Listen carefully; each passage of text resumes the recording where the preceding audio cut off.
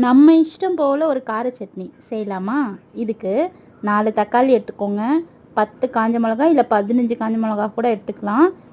தேவையான உப்பு சேர்த்துக்கோங்க. தக்காளி இது போல் கட் பண்ணிவிட்டு மிக்சியில் நல்லா அரைச்சிட்டு வந்துட்டு இப்போ தாளிக்கலாம்.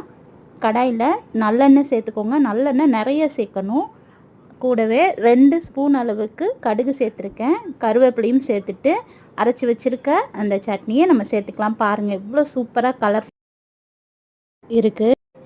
தாளிக்கும் போது கடுகும் அதிகமாக தான் சேர்க்கணும், எண்ணெயும் அதிகமாக தான் சேர்க்கணும். அப்போ தான் காரம் தெரியாமல் இருக்கும். கடுகு நம்ம நிறைய சேர்க்கும் போது சட்னியில் நல்லா சூப்பராக இருக்குங்க. நம்ம இஷ்டம்தான், இதில் பூண்டு கூட சேர்த்துக்கலாம். இப்போ பார்த்தீங்கன்னா மேலேயும் நான் கொஞ்சம் போல் நல்லெண்ணெய் சேர்த்துக்கிறேன். அப்போ தான் காரம் நமக்கு அதிகமாக எடுத்து காட்டாது. இந்த நம்ம இஷ்ட சட்னி எப்படி இருக்குன்னு கண்டிப்பாக நீங்கள் கமெண்ட்டில் சொல்லுங்கள். இதே மாதிரி உங்கள் வீட்லேயும் ட்ரை பண்ணி பாருங்கள்.